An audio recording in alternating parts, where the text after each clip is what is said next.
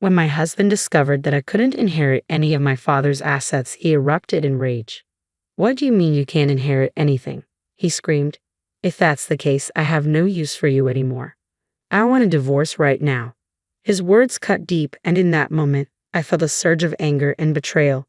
Soon after, I exacted my revenge on both my husband and my sister, who had swiftly married each other. My name is Flo, a 32-year-old office worker.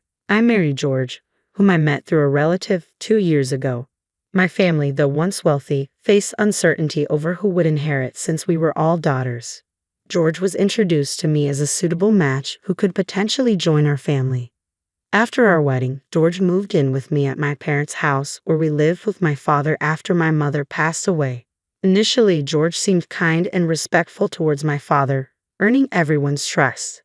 However, just before our marriage, the relative who introduced us warned me about George's obsession with money. Despite this, I didn't notice any signs of greed in him and proceeded with the marriage. As time went on, George began subtly probing about my father's assets during casual conversations over drinks. My father, being open-hearted, didn't seem bothered by George's curiosity, which momentarily eased my concerns. George's interest also extended to my younger sister, who was lively and outgoing, a stark contrast to my own calm demeanor.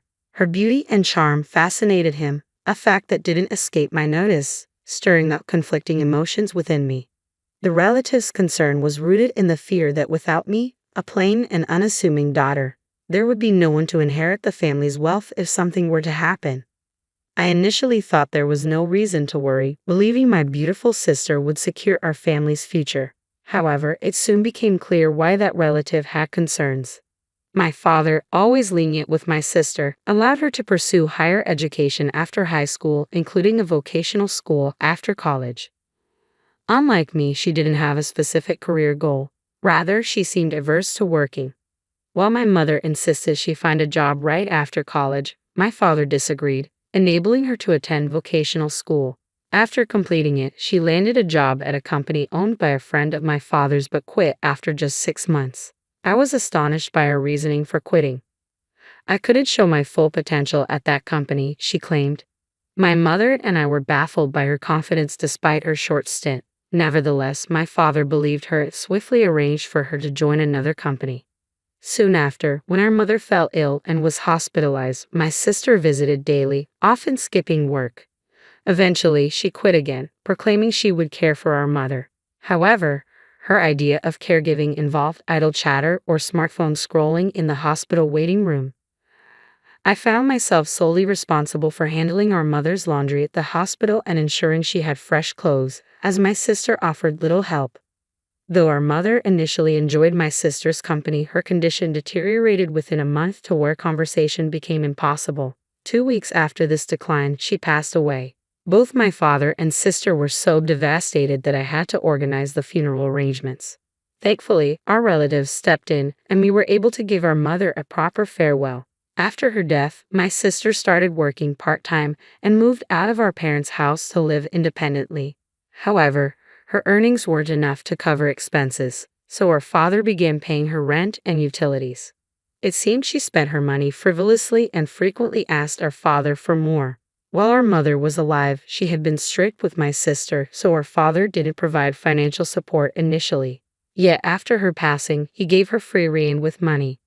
I didn't see any issue with this arrangement if both my father and sister were content. Even after I married and moved in with my husband at my parents' house, my father continued supporting my sister financially. Unbeknownst to me at the time, my sister was also asking my husband for money, which he readily gave, asking her to keep it secret from me, fearing my reaction. My sister sustained herself with sporadic part-time work and funds from our father and my husband. However, this lifestyle became unsustainable when our father fell ill and required hospitalization.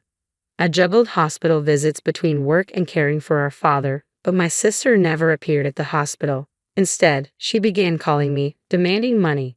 "Since I've been getting money from Dad every month, I need you to continue that," she demanded. "The rent and utilities are all paid from Dad's account anyway." Her angry tone surprised me, hearing this for the first time. Despite my anger at her disregard for our hospitalized father, I resisted hanging up, sensing she might be in trouble. How much are you getting from Dad every month? I asked, trying to gauge the situation. You need to find a job soon and support yourself. In a grumpy tone, she replied, I was getting $1,000 every month, not including rent. I was stunned by her casual admission. Seeing my adult sister receiving such a substantial allowance, I worried she had no incentive to find work. At first, I didn't see it as a problem, assuming our father would recover soon. However, his condition suddenly deteriorated, prompting me to contact our relatives urgently. The doctor's serious prognosis left me deeply shocked. During such a difficult time, I hoped for support from my husband, but he claimed to be busy with work and rarely visited the hospital. When he did come, his questions were insensitive. Your father's inheritance must be substantial, right? Since it's just you two sisters, you'll split it evenly, he remarked, fixated on the inheritance. I was speechless, realizing my husband's obsession with money, a trait my relatives had warned me about. It left me feeling disgusted. Even when my sister called and I explained our father's critical condition, her concern was solely about money. Forget that, just make sure you send me my monthly allowance. I can't survive without it, she insisted before abruptly ending the call. I was furious with her selfishness, yet worried about a faint male voice I overheard in the background, triggering a sense of unease. A month later, our father passed away, but neither my sister nor my husband were present during his final moments. As I dealt with the funeral arrangements, memories of my mother's funeral weighed heavily on me. To worsen matters, neither my husband nor sister offered any help. My sister didn't even attend the funeral, and though my husband showed up briefly, he quickly left, citing work obligations. Even the relative who introduced us noticed his absence and asked about it. What happened to your husband? It's odd for him to be absent, they remarked. All I could manage was a bitter smile in response. He's busy with work, had to head home, I explained, feeling disappointment welling up inside. After the funeral, as I finally caught my breath, my husband approached with a grin. Finally, how much did you inherit? It must be quite a sum, even if split, he asked eagerly. As warned by my relative before our marriage, it seemed my husband's thoughts were consumed by my father's inheritance. Disappointed, I responded casually, my sister gets $100 million, and I get nothing. I hadn't spoken to my lawyer yet, and with the funeral just behind us, I hadn't sorted out my feelings either. My husband, gleeful about the inheritance, provoked me to the brink of laughter beyond anger. Upon hearing my words, my husband erupted, What? You can't inherit anything. If that's true, I have no use for you anymore. Let's get a divorce right now. Feeling the same way, I retorted, Let's do it. You married me for my father's inheritance in the first place, didn't you? I'll divorce you. With that declaration, I thrust the divorce papers I had prepared towards him. He seemed taken aback, but signed them nonetheless, as if he had expected this outcome. As he finished signing, my ex-husband remarked bitterly before leaving, I'll divorce you, who has no inheritance, and marry your sister Emily to get the $100 million. Undeterred, I promptly filed the divorce papers. Breaking free from my scoundrel of a husband felt liberating. The next day, it seemed my ex-husband had already filed for marriage with my sister Emily. A few days later, he called me, still convinced of his delusion. When are you going to start the inheritance procedures?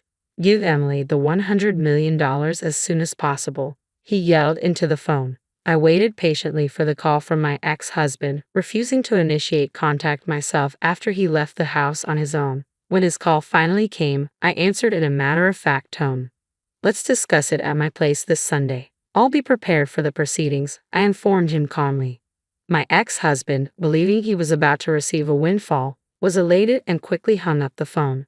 Little did he know, I eagerly anticipated the moment he would learn the truth.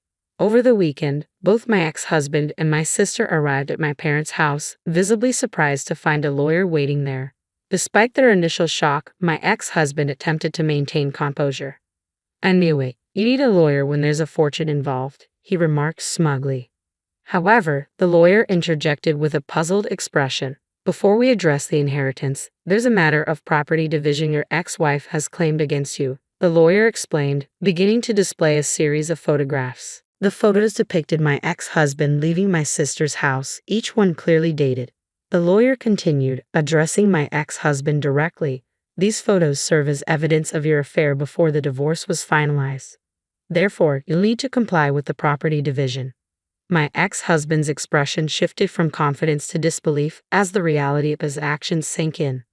Upon overhearing my ex-husband discussing the inheritance with my sister over the phone, I promptly instructed my lawyer to investigate his infidelity. Despite the solemnity of my father's funeral, my ex-husband and sister met frequently at her house, unaware I was gathering substantial evidence. When the conversation shifted from inheritance to their affair, both were caught off guard. Initially stunned, my ex-husband quickly composed himself and argued back. Property division is trivial compared to the $100 million inheritance. I'll settle it immediately, he retorted arrogantly. However, when the lawyer presented the documents, he signed them without hesitation. I made sure to remind him pointedly, enjoy your life with my sister, who inherits nothing. Since you've signed, I'll ensure the property division is collected. Upon hearing she would receive nothing, my sister erupted in disbelief. What? Why is my inheritance zero? I'm supposed to get $100 million, she cried out. My ex-husband, now red-faced, joined in, yelling, there's no way. There has to be an inheritance. I won't let you take it all. The lawyer calmly intervened, beginning to explain the situation to the infuriated pair. Emily is actually the biological child of her late mother from a previous relationship. She was never legally adopted by Shlo's late father, so there is no legal parent-child relationship that would entitle Emily to inherit.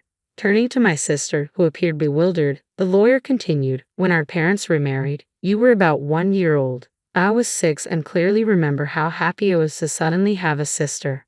The revelation sank in slowly as the truth of the situation became clear to both my ex-husband and sister, their anger dissipating into stunned silence. I never imagined my own sister would betray me by stealing my husband. When our parents remarried, they had already been burdened with young children from previous relationships. They believed in balancing their affection and attention between us. My mother treated me as her own daughter, showering me with love, while my father cherished my sister, perhaps indulging her more because she wasn't his biological child.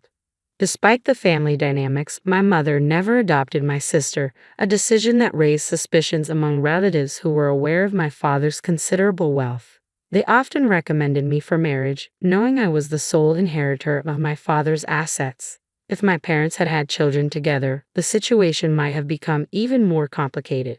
However, they deliberately chose not to, likely to avoid future inheritance disputes. Now, I understand that my father financially supported my sister throughout her adult life because he couldn't leave her an inheritance.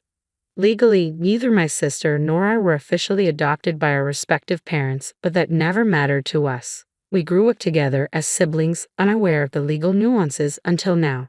It seems our parents never disclosed to my sister that they had both remarried before, and today was the first time she learned the truth about our family's complex history. I wondered if my ex-husband grasped the gravity of the situation as his face transitioned from flushed to pale. Not only was he denied the inheritance he expected from my sister, but he was also faced with a property division for which he had already signed the documents. With a pallid expression, he turned to me and asked, was it all a lie? You said $100 million for your sister and nothing for me. Suppressing a laugh, I replied, of course it was a lie. It was payback for your affair. Besides, my father's inheritance was nowhere near $100 million. My normally quiet sister suddenly exclaimed, I've been shopping so much, expecting Dad's inheritance. What about the money Dad was giving me? Will you cover it, sis? You're married and have George to support you now, right? She looked at my ex-husband, who was visibly shaken. However, he shook his head and said, I can't afford that. I spent expecting the inheritance, and now with the property division, I'm stretched thin. After saying this, my ex-husband unexpectedly knelt before me, apologizing profusely. Tilo, I'm sorry. It was all my fault. Can we please get back together? The lawyer, who had been packing up, chuckled at the sight. Where did that arrogant attitude go? He remarked. George pleading on his knees like this is quite the turnaround. After the discussion, my ex-husband and sister left dejectedly, and they soon divorced. My ex-husband, who had remarried with hopes of inheriting my sister's fortune, lost interest in her when she received nothing. He was adamant about the property division and his inability to support my sister. Since he had no assets, I decided he would pay from his monthly salary, as advised by my lawyer, to ensure I received what was due. Meanwhile, my sister, no longer supported by her father, struggled to make ends meet with part-time work. Eventually, her debts piled up, leading her to file for bankruptcy. She moved out of her apartment, and I lost track of her whereabouts. My father's excessive support had hindered her ability to work seriously, and although relatives began suggesting potential suitors for me, I declined.